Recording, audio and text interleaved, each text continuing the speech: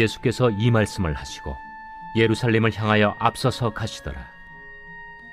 감람원이라 불리는 산 쪽에 있는 벳바게와 베다니에 가까이 가셨을 때 제자 중 둘을 보내시며 너희는 맞은편 마을로 가라.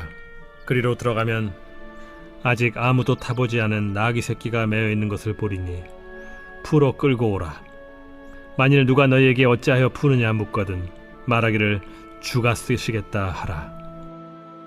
보내심을 받은 자들이 가서 그 말씀하신 대로 만난지라. 나귀 새끼를 풀 때에 그 임자들이 이르되 어찌하여 나귀 새끼를 푸느냐? 주께서 쓰시겠다. 그것을 예수께로 끌고 와서 자기들의 겉옷을 나귀 새끼 위에 걸쳐놓고 예수를 태우니 가실 때 그들이 자기의 겉옷을 길에 펴더라. 이미 감람산 내리막길에 가까이 오심에 제자의 온 무리가 자기들이 본 바 모든 능한 일로 인하여 기뻐하며 큰 소리로 하나님을 찬양하여 찬송하리로다. 주의 이름으로 오시는 왕이여, 하늘에는 평화요 가장 높은 곳에는 영광이로다. 무리 중 어떤 바리새인들이 말하되 선생이여, 당신의 제자들을 책망하소서. 내가 너희에게 말하노니 만일 이 사람들이 침묵하면 돌들이 소리 지르리라. 자, 오늘 말씀을 보시면은요, 우리 예수님께서 예루살렘으로 직행하시는 그 모습을 보게 됩니다. 이제 본격적으로 또 십자가를 지시려고 걸어가고 계신 것이죠. 그 가운데 이제 29절부터 32절을 보시면은요, 우리 예수님께서 제자들에게 뭐라고 하십니까? 맞은편 마을로 가서 30절에 보시면은 그리로 들어가면은 타보지 않은 나귀 새끼가 매여 있을 텐데 그거를 풀어서 끌고 오라는 것입니다. 만약에 왜 가져가냐라고 물어보면은 주가 쓰시겠다 하라 말을 해라. 자, 요즘 같으면 굉장히 순종하기 힘든 말씀이죠. 그런데 이 말씀대로 제자들이 순종을 합니다. 자, 이것이 그리고 진짜 말 그대로 우리 주님의 말씀대로 이루어집니다.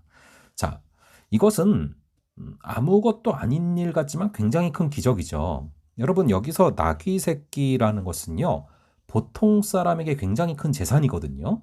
근데 이거를 그대로 내어준단 말이죠. 실제로 나귀 주인이. 이것은 우리 주님께서 이미 나귀 주인의 마음을 움직여 놓으신 것입니다. 저는 이 나귀 주인이 평소에 하나님을 깊이 사랑하고 하나님과 교제하는 사람이었을 거라고 믿습니다. 그러니까 제자들이 나귀를 달라고 했을 때 성령께서 마음에 말씀을 하셨고 내어놓은 것이죠. 자, 그렇게 하나님께서 기쁘게 드리는 자의 그 물건이나 또 시간을 통해서 주님께서 일하시는 모습을 보게 되는데요. 우리는 흔히 일할 때 특히 하나님의 일을 할 때 이 나귀가 없어서 일을 못한다라고 말할 때가 많습니다. 여기서 나귀는 돈일 수도 있고 힘일 수도 있고 뭐 시스템일 수도 있고 사람일 수도 있어요. 그런데 예수님께서는 순종하시는 자에게 분명히 나귀를 이미 준비해 놓으셨음을 바라보게 됩니다. 하나님께서 나귀를 준비하시니까 중요한 것은 우리의 순종인 것이죠.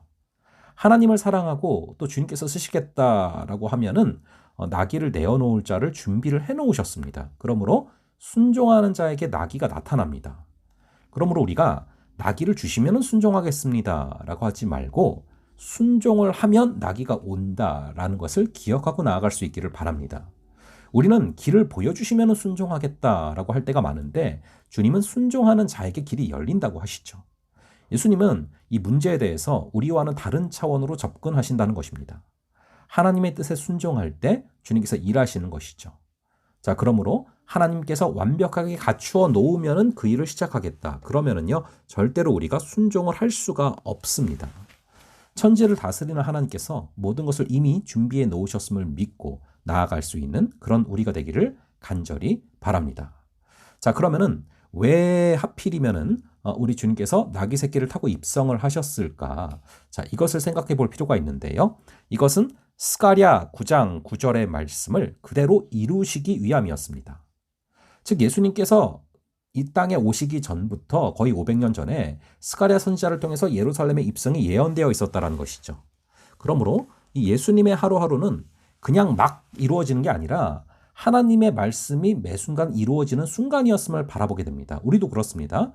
모든 일들이 벌어지는 것이 사실 우연히 벌어지는 것 같고 또 내 실수로 벌어지는 것 같아서 가슴 아플 때가 있지만 이것은 다 말씀이 이루어지는 과정입니다.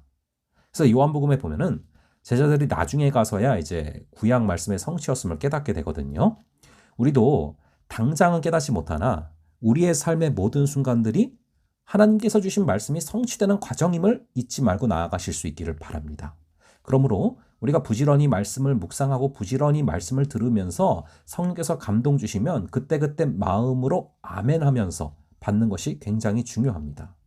그렇게 아멘으로 말씀을 받아들이면서 나아갈 때 우리의 삶은 날마다 예수님이 그러셨던 것처럼, 예수님께서 날마다 말씀을 삶에서 이루시는 삶을 살았던 것처럼 우리의 삶도 말씀이 이루어지는 그런 귀한 순간순간들이 되기를 간절히 주님의 이름으로 축원합니다.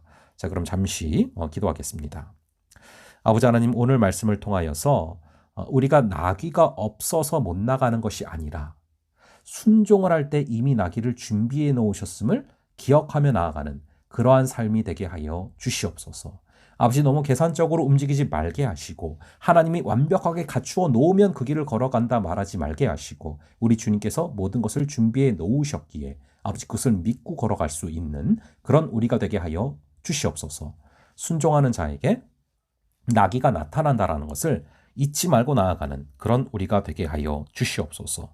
또한 아버지 하나님, 주님의 그 삶의 모든 순간순간들이 말씀이 이루어지는 순간이었던 것처럼 오늘 우리의 삶의 모든 순간도 주님의 말씀이 이루어지는 순간임을 잊지 말게 하시고 그러한 감사함 가운데 나아가는 귀한 하루 되게 하여 주시옵소서.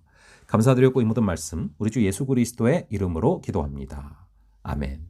그럼 다음번에 또 뵙도록 하겠습니다.